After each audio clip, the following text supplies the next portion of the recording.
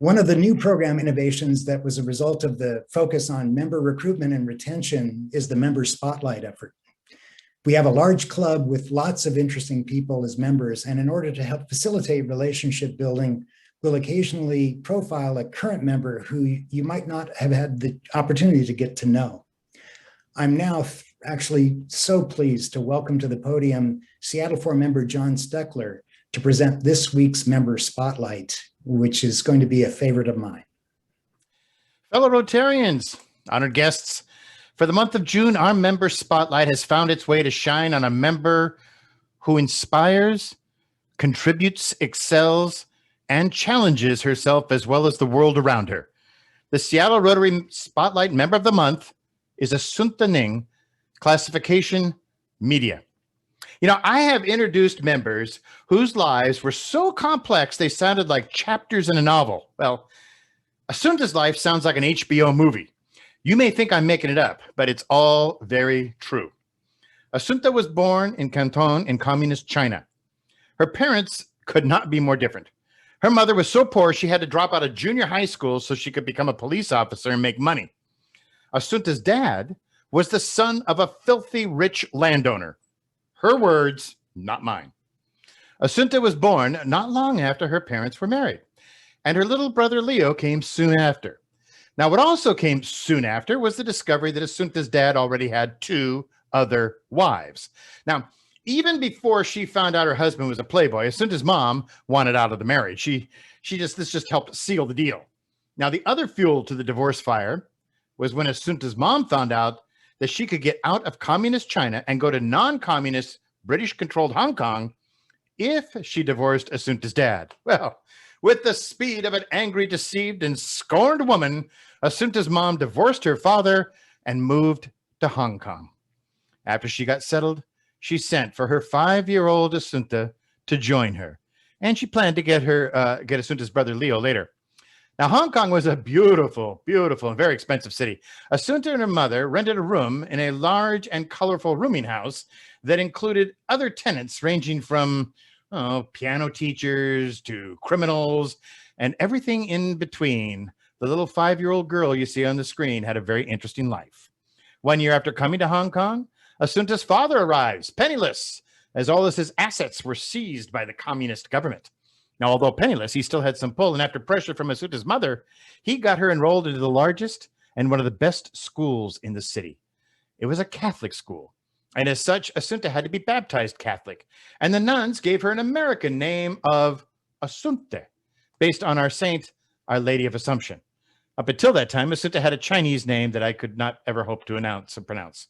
She was still speaking nothing but Chinese all the way up to 3rd grade, and then she was transferred to English bilingual classes at the insistence of her mother and her new stepfather, as they saw English as the future. Now, although Assunta's mother was very progressive regarding education, she was also very traditional on the Chinese cultural view of a woman's potential. In Chinese culture, a Chinese woman can hope for no more than a good husband, healthy children, and a good home. That's the most that they can and should aspire to.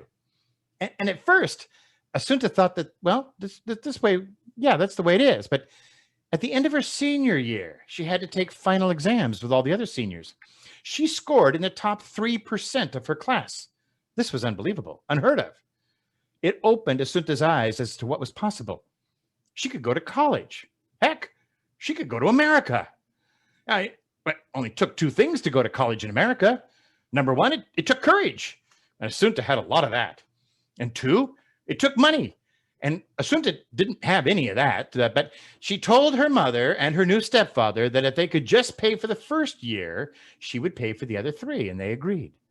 Well, it wasn't hard for Assunta to get accepted. She was accepted right away to a small college, Marylhurst College in Oregon.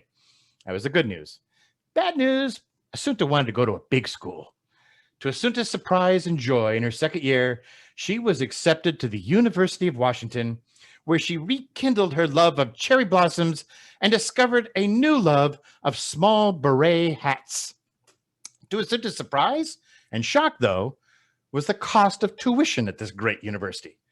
Well, 3 years later, after a number of scholarships and years of holding down multiple jobs at a time, Assunta Ning graduated from the University of Washington in 1974 with a BA in International Studies and in 1979 graduated with a master's in communication. Take a minute and think about what Assunta was feeling at this time. Upon graduation, she felt something she had never felt before in her life. She felt incredible, overwhelming freedom. She was free to live the life she wanted, not the life that others said she could be. So interesting to see the world through other people's eyes, like Assunta's. Yeah, I asked her, "You saw so many wonderful things when you came to America. What was the most incredible thing you saw?" And her answer blew me away. Assunta said the greatest treasure she saw when she came to America were these beautiful buildings called libraries. They were filled with more information and more stories than any human could ever consume in a lifetime. And the most incredible part of them, they were free to everyone. I just want to share that with you. This is the world Assunta saw at this time in her life. Yeah, at the UW, she took journalism classes and wrote for the UW Daily. In fact, she was the Daily's first Chinese female journalist. And in her senior year, she also met her future husband, George Liu. They got married right after graduation. George was studying for his PhD in nuclear physics. At least Assunta now had someone who had a chance of keeping up with her. Assunta and George had two beautiful, now grown sons, Jason, who works in Hong Kong, and John, a business major who works with his mother in her business. Her first job with the Seattle Public Schools sponsored Assunta to become a permanent resident. She completed the exam for citizenship in 1983 and took the oath to become an American citizen. Yeah, according to Chinese culture, Assunta had it all. Great husband, great kids, great home. But Assunta Ning is no stay-at-home mom. In 1982, she saw a need, and she decided to meet that need. Assunta launched a Chinese language newspaper that would have mainstream stories as well as stories on Hong Kong, China, and Taiwan. She wanted to provide a Chinese language newspaper for non-English speaking tourists and Chinese residents. So she launched the Seattle Chinese Post. What she didn't count on was all the requests she got the first year from Chinese locals who no longer spoke the Chinese language, but they wanted the Chinese stories. They just wanted them in English. So in 1983, Assunta launched a second publication called the Northwest Asian Weekly. Both papers are still being published today. She has a team of 16 full part-time employees. They do it all, from writing, editing, photography, advertising, everything. The list of awards that these publications and Assunta has received is massive. And in case you're wondering, yes, they produce both a print and a digital product to meet the needs of today's reader. For over 39 years, Assunta has been publishing these papers, and she has never missed a publication. She joined Rotary in 1986 with the Rotary International District Club, as the Seattle Rotary Club did not accept female members. Well, that wrong was made right, and in 1991, Assunta Ning joined the Seattle Rotary Club. Here's a very impressive fact. Assunta Ning is the first Chinese American female Rotarian in the world. She joined under the classification of media, and it's her classification to this day.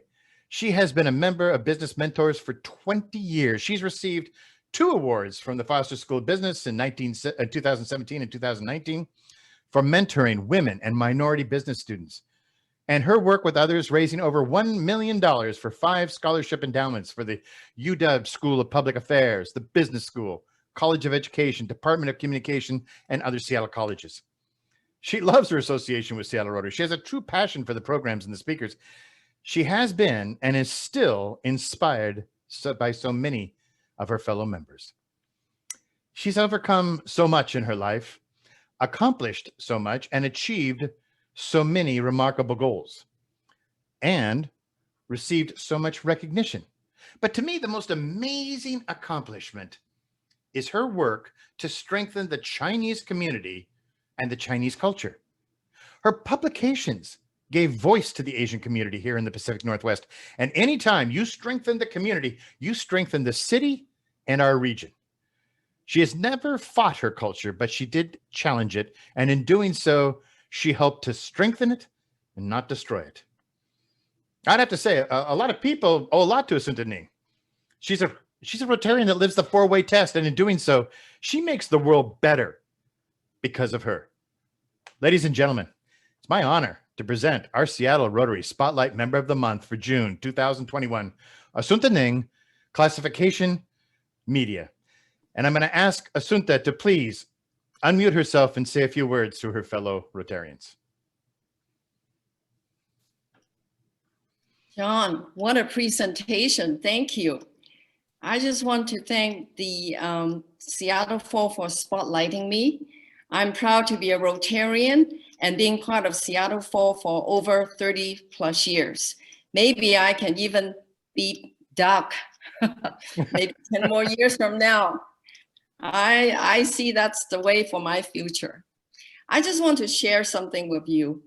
I miss Rotary the past year and this beginning of the year. I miss all of you guys. So I want to remind you to come to our first face-to-face meeting in the year 2021 at the Seattle Western Hotel on July 14, because I love to hear your stories. I can't wait to see all of you guys. Thank you. Bye.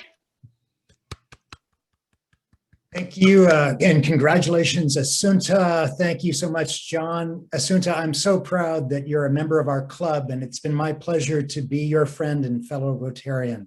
Congratulations.